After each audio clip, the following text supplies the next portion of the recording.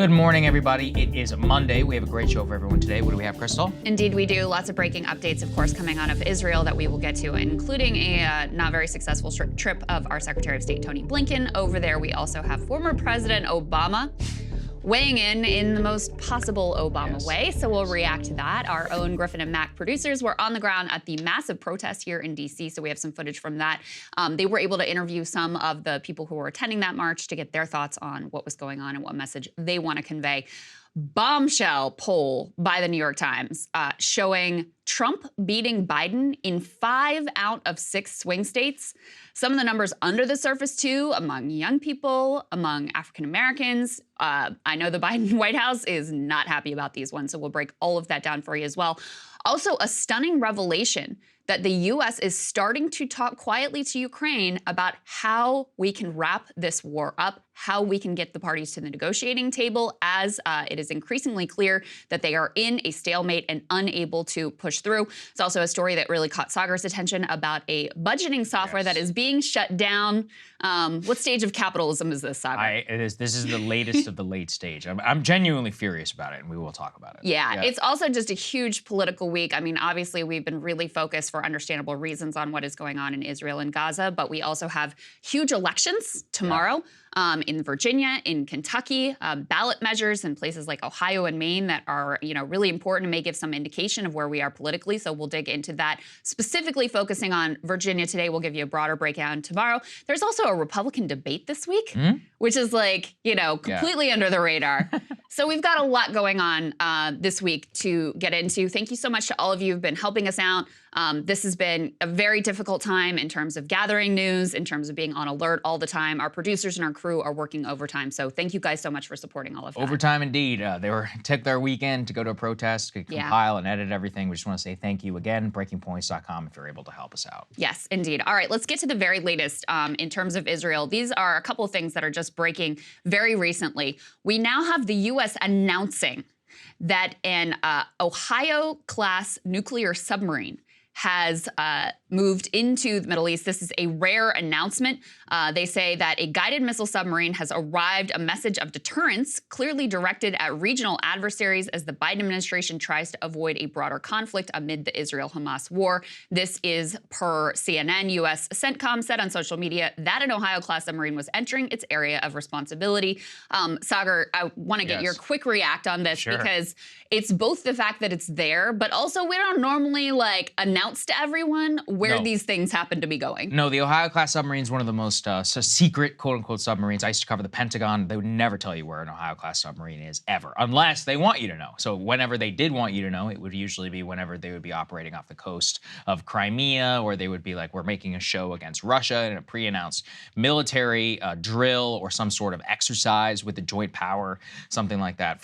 This is extraordinary. And I remember seeing it and just being like, oh my gosh, I can barely believe this is real. Just so people understand, and as you could saw in the tweet, it's the U.S. Central Command, CENTCOM, or CENTCOM, as it is otherwise known, is the area which is included Israel and the entire Middle East. So that's why they said on November 5, 2023, an Ohio-class submarine arrived in U.S. CENTCOM area of responsibility. So, I mean, that's the biggest, eye emoji that there is in military circles, because they don't do this, ever. I mean, multiple other Pentagon correspondents who I saw and others were like, I honestly can barely even remember the last time. And of course, there's only one reason to telegraph this. Hamas does not care about Ohio-class submarines. Hezbollah does not care about Ohio-class submarines. Ohio-class submarines are, some of the most. I mean, these things carry Trident missiles. They're some of the most advanced military technology on Earth, and we don't even have that many of them. So it is a very, very clear signal to Iran about what we have in the region. On top of, don't forget, all those carrier strike group assets, where the combined firepower of that is more than most nations on all of planet Earth. And we have many more carrier strike groups in our arsenal. To that point, each one of these things can carry 154 Tomahawk cruise missiles, 50% more than U.S. guided missile destroyers pack, and almost 4 times what the U.S. Navy's newest attack subs are armed with. Each Tomahawk missile, so 154 of these, each one can carry up to a 1,000-pound high explosive warhead. You have an expert on this sort of thing saying they can deliver a lot of firepower very rapidly. I think that's a bit of an understatement, and goes on to say 154 Tomahawks accurately deliver a lot of punch. No opponent of the U.S. can ignore the threat. So in case you thought that, perhaps we'd gotten through the possibility of a second front opening up, and we had Nasrallah from Hezbollah giving a speech and just sort of, beating his chest but not announcing a new opening of a war, this should make it really clear to everyone that this is a very present danger, the continued escalation of this conflict. And it also comes as Israel is announcing a large-scale attack that they are carrying out basically as we speak. Yes. They once again cut all the comms coming out of Gaza, no internet, no phone, etc. So once again, very difficult for any journalist or any human being there on the ground to get out reports of what is going on. But they are announcing a large attack. I'm reading from the New York Times here. They say their forces had fully encircled Gaza City and were carrying out a significant operation in the Gaza Strip late Sunday as the entire enclave was plunged into the same kind of widespread communications blackout, cut it off from the world during Israel's initial ground invasion 10 days ago. Quote, this is from an IDF spokesperson. At this hour, we are carrying out a large attack on terrorist infrastructure, both below and above ground. So no signs of certainly stopping, no signs of easing up. They are continuing. If anything, they are escalating even further in terms of the severity of the attacks that are happening on the ground. And this comes, Saagar, we discussed over the weekend, and just to give everybody a little bit of an update, what a humiliating trip our Secretary of State, Tony Blinken, had to Israel, where he pressed them for a humanitarian pause. At the time that he was pressing them for this humanitarian pause, they were apparently, although they say they were striking terrorists, but they have offered no evidence of this. They were striking a convoy of ambulances at the very time that Tony Blinken is saying, hey, how about a humanitarian pause? They rejected him out of hand, but that was not even the end of his humiliation and our humiliation as the United States of America in the Middle East. He went on to do a press conference with his counterparts with Egypt and Jordan and continues. I mean, this humanitarian pause thing is basically like what literally no one wants and is something that they made up to try to give liberals some sort of cover so that they can pretend like they care about the toll that is being taken on civilian life here. Well, the Jordanian and the Egyptian foreign minister also rejected that completely out of hand and said, listen, what we really need here is a ceasefire. Let's take a listen to a little bit of that. But I would say what we all as human beings, as you said, as Sameh said, as we all say, as human beings, we just cannot accept to see all that killing unfolding, to see all that reduction of life to a complete loss. How can we justify to anybody that killing 9,000 people, killing 3,700 children, destroying 150,000 houses, destroying hospitals? How can we justify that this is self-defense? So this is right after Tony Blinken was saying, hey, no to a ceasefire, and they rejected that out of hand and, publicly sort of rebuked him with their own analysis. That's not supposed to happen. They're never supposed to have all three of the secretaries of state of three of the powers. You've got the United States of America, the superpower, you've got the regional powers, you've got Jordan, you've got Egypt there. These are some of our closest, quote unquote, partners all throughout the Iraq war, throughout, all of our relations with Israel and with Egypt. We had Sisi directly lecture Blinken to his face. Now we have the Jordanian foreign minister who is openly pardoning and rebuking, honestly, the Secretary of State. Now we've had multiple diplomatic cutoffs of Turkey and of Israel, of the Egyptians, of Amman, which has withdrawn their ambassador from Israel, which has kicked out the Israeli ambassador. I mean, the regional diplomatic situation is deteriorating at a very, very fast pace. So you have the arrival of this missile sub. And yeah, I mean, one of the things that we should highlight, as you said, it's like everyone's like, oh, we can take a sigh of relief after the Nasrallah speech. I'm like, well, it's not been that long. And I hate to say it, but, think back to the First World War. It took a month before the guns of August start rolling. We're near that month thing. even then, you look at other things. You had a conflict, a low-grade conflict that goes on and on and on, and then some one thing happens that explodes onto the world stage. So just because, in the recency bias, we can think that things haven't gotten worse, all of the things, the chess pieces are in place for a catastrophic situation to unfold. Yeah, there's no doubt about it. And, to go in a little more on this whole humanitarian pause thing, which basically everybody is seeing through, put this up on the screen. It's a report from Axios about what Tony Blinken was saying to the Israelis to try to persuade them to do this humanitarian pause thing. And it wasn't, hey, we're really concerned about the civilians. We really need to get food and water in. We really need to be able to evacuate people for medical care, given that so many of the hospitals are no longer functioning. It was, quote, we don't want to stop you, but help us help you get more time. And people who have been, pushing for a ceasefire, and I would put the Egyptian and the Jordanian foreign ministers in this camp, I would put myself in this camp, have been saying, the whole idea of a humanitarian pause isn't really about the civilians. It's about providing cover for liberals so they can keep their, virtue about them and pretend like they really care about what's happening to the children and the women and the civilians on the ground and the utter devastation, the complete siege, et cetera, et cetera. And it's also, as Blinken lays out here, to actually give Israel more time. Because as long as the overwhelming, indiscriminate bombing of hospitals and schools and refugee camps, et cetera, continues, you're going to have increasing pressure here and around the world to get them to stop. So it's not that Blinken and Biden want Israel to stop bombing, it's that they want to give them a little PR cover to extend this thing, which is exactly why Egypt and Jordan were so, willing and so direct to basically shoot this idea down. And the Israelis, on the other hand, they see through it because they're like, you've already told us there's no red lines. Yeah. You've already told us that our aid isn't going to be conditional. You've already told us you're going to stand with us no matter what. So piss off. Why should we listen to you? The only way I think I would be on board with a quote unquote humanitarian pause is if the Israelis were to take an actual look at their military strategy and be like, all right, what are we actually accomplishing here? Because what we've accomplished so far is, basically you can go back and roll the tape where really what we said was going to happen from day one. You're going to kill a ton of civilians.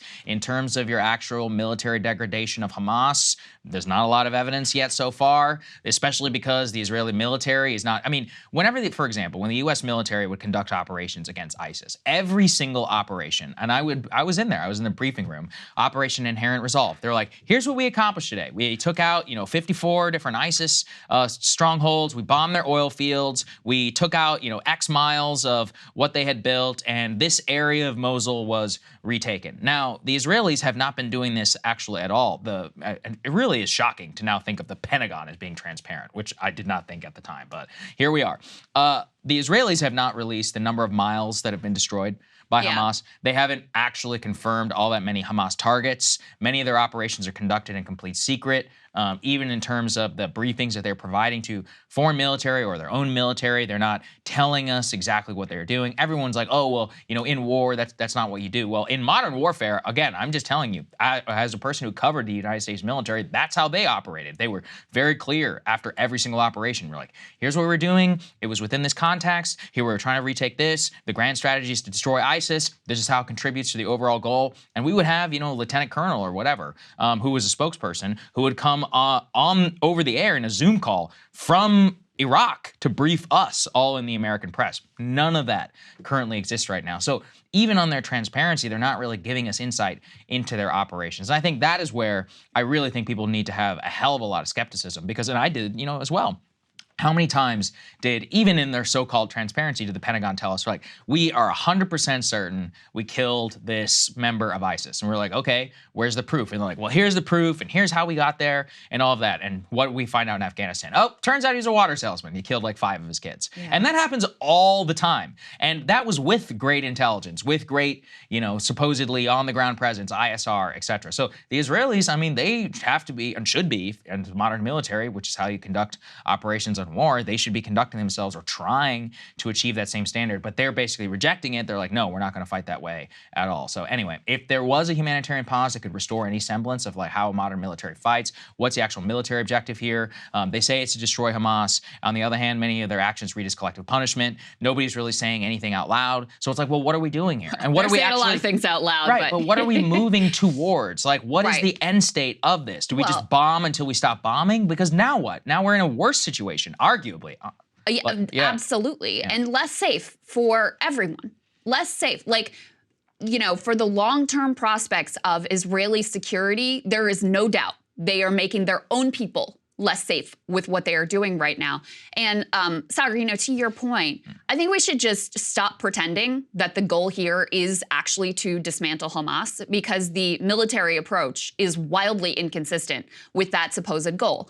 And this is something that, to her credit, and very courageously, I think, Ilhan Omar has been pointing out. She said recently, U.S. policy is essentially that Netanyahu has no achievable goals in Gaza, and a ground invasion risks regional war, including potential U.S. troops. And also, we should give him $14 billion in weapons with no restrictions and say there are no red lines as he bombs refugee camps. See how this doesn't add up. I think if we're being honest about what the actual military objectives are, it is retribution and collective punishment. I mean, that's just, you know, an analysis of what they're doing and what they've been doing from the jump, when the very first thing they announced was a complete siege of every single civilian, cutting off water and food and fuel to the entire population, and the way the bombing campaign has been conducted. So it's retribution.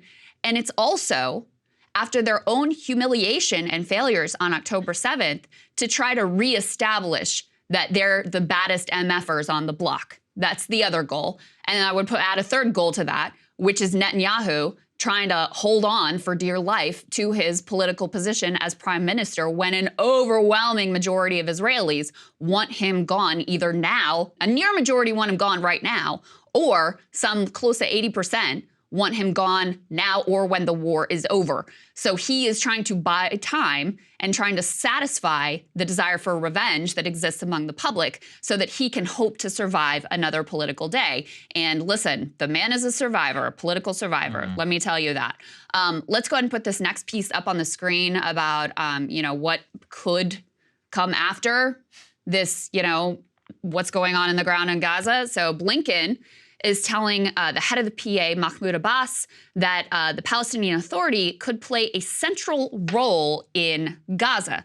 Now, it's hard to see how that would really work, to be honest with you, because the PA doesn't really have legitimacy in the West Bank, where they are rightly seen as basically like weak collaborators who have done very little to protect Palestinians who live in the West Bank from escalating settler and IDF violence there.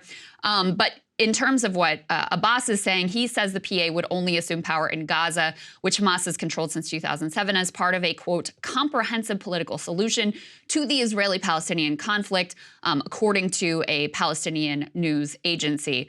So this is what the U.S. is floating, as the PA to play some sort of a central role. But again, it's hard to see how that is any sort of a real solution. And also, by the way, remember, we reported on the fact that this official government ministry put out a report of like, okay, here are some of the options. They rated this as the least desirable, not because of the PA's weakness, which, by the way, is something that the Israeli government has tried to ensure that the PA is very weak, but because they do not want unity between Gaza and the West Bank, because that could potentially further the aspirations of Palestinian statehood. And so they want to keep these two territories divided. They want to make sure that they have this talking point of like, we got no one to negotiate with. So sure, we'd love peace, but what can we do? Yeah, I mean, I'm getting serious Ahmed Chalabi vibes off of Mahmoud Abbas. For people who don't know, you can Google it. I'm not going to go into all the history right now. It was basically about who the U.S. tried to install as the next president of Iraq, and it didn't work out so well. I guess that's the short answer for it all. The point is just that he is increasingly viewed as a very feckless figure, and of course, he himself is actually quite old. Has been in power now for decades, and somebody who is viewed as unable to stand up for Palestinians against the Israelis. Hamas already has a very, very high approval rating. So again, like let's assume that you get to a scenario where you do destroy Hamas inside of Gaza. It's gonna be a very difficult operation. It's gonna take many months, if not years, in order to accomplish that. Now you have a foreign occupying force and you're going to try and install a government. It's like if you're the government who's being installed by the military occupying force, ask America how that works out every time that we have tried to do that. That's why these things are very, very difficult. So look, I don't know. At the same time, we just want to flag this. As usual, Americans are smarter than most people who are in charge. Let's put this up there on the screen. Over 80% of Americans right now are concerned that the U.S. could be pulled into the Israel and Hamas war. 84% were either very or somewhat concerned the U.S. could be drawn into the conflict. The response is actually varying by political party. Republicans showing a higher concern than Democrats. 52% of Republicans said they were very concerned compared to 30% of Democrats, probably because of trust in Biden. But the quote is just, American voters who are watching the cauldron in the Middle East reaching a furious boiling point are fearful of the war so far confined to Israel and Gaza will metastasize to include U.S. troops. And considering what we started with about an Ohio-class submarine, about these carrier strike groups, about these Marine Expeditionary Forces, about our guys who are taking hits in Iraq and Syria. You know, I was just looking at the photos, Krystal. Secretary Blinken landed in Baghdad to go and to meet with the Iraqi prime minister.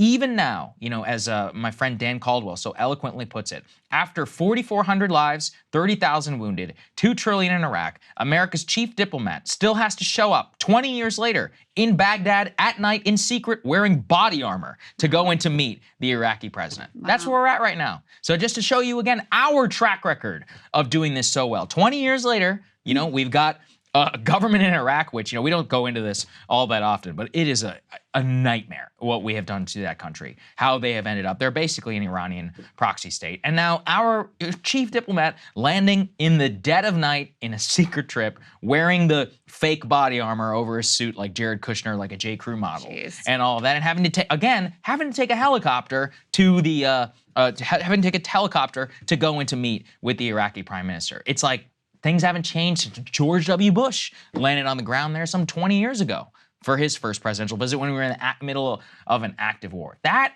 tells you really everything that you need to know about our own track record here. Yeah, and the last thing I'll say before we move on to what increasingly is clear what the Israelis actually want to do in Gaza after this offensive is complete, whenever that is the case. You know, the White House realizes that this is a mounting political disaster for them. And you've already got 2/3 of the public that wants a ceasefire. You've already got 80% of Democrats that want a ceasefire. We're going to cover some poll numbers that are terrible and are only getting worse because you have young people, Arab Americans and Muslim Americans who are disgusted with the Biden administration's approach. And the longer that this goes on, the more the horror of October 7th fades, and the images that endure are of these Palestinian babies and women and refugee camps and hospitals and ambulances just being bombed with our complete support, with our bombs. So they're trying to create some sort of narrative of like, oh, we really tried to rein them in, and we did our best, et cetera, et cetera. So there's this sort of bizarre article in the Washington Post where administration officials are leaking to them just, how they can't get anything done and they're really working behind the scenes, but, the Israelis just won't listen to them and we just really don't have any leverage. And it's once again this complete feigned impotence because obviously, the amount of money that we give all of these countries, but Israel chiefly, but, since it's off the table to condition that, to touch that, to even say a word about, even discriminating about what kind of weapons we're going to send. They put that completely off the table and then they're like, oh, there's nothing we can do. It's like, yeah, because you took all of your leverage off the table from the jump and advertised to them from the jump. We're not going to draw any red lines. We're not going to condition support. We're with you no matter what you want to do, even as, you've got ministers, as we're about to report on, talking about Israeli ministers talking about, hey, maybe we should nuke Gaza and plans for ethnic cleansing being intentionally leaked to the public, et cetera, et cetera. So yeah, we've got no leverage in the situation because you decided you would take all of the leverage off the table. And it just annoys me, Saagar, to no end, this like feigned impotence, which is the only thing, this is the thing that they do in domestic politics. Oh, yes, the parliamentarian, the Republicans, it's just so hard. We just can't do what I know we would love to do these great things for you. We just can't do it. And it's the same freaking thing here. It was the same thing with Ukraine too, which we're about to get to, and they're changing their tune there as well. Yeah, exactly. I was going to say, it just reminds me of Ukraine. It's like when you set us a thing where you're like, no, this person is our ally no matter what. We're blood brothers. My whole thing, and I've always thought this, you should only bestow that status on maybe one or two countries. To me, it's like the UK and Australia. That's basically it. Everybody else, in my opinion, can eat it. And it's like we got to be very, very transactional. The issue for all of these, like Israel, Ukraine, it's everything. We refuse to condition our aid. We just say you can do whatever you want, and then it's like a given that we're just going to get dragged in next to you. Now, listen, you can be an ally. That's a thing. That's fine. But that means that there is a transactional relationship. I can guarantee you in Israel, they have no qualms calling out the United States whenever they feel like they're not getting taken care of. Absolutely. They spy on us. They steal secrets. The open, dirty little secret in Washington is that the biggest penetrator of the U.S. government from spies is Mossad. And then go look at people like Netanyahu, who went to go visit an Israeli spy in prison and beg for his release, and then welcomed him with open arms after he openly turned traitor to the U.S. government. It's like they're happily willing to look at this as transactional. For some reason, we're so stupid that we're not. And this is not way bigger than an Israel problem. This is a Ukraine problem. This is a Saudi problem. There's so many different countries that come on. Even an Egyptian problem or Jordanian problem. It's like we can't get these people to do anything that we want because they think we're fools. It's just, the humiliation just goes on and on. But this is a bipartisan story, unfortunately. Yeah. Hey guys, if you like that video, go to breakingpoints.com, become a premium subscriber, and help us build the best independent media organization on the planet. That's right. We're subscriber funded. We're building something new. We want to replace these failing mainstream media organizations. So again, to subscribe, it's breakingpoints.com.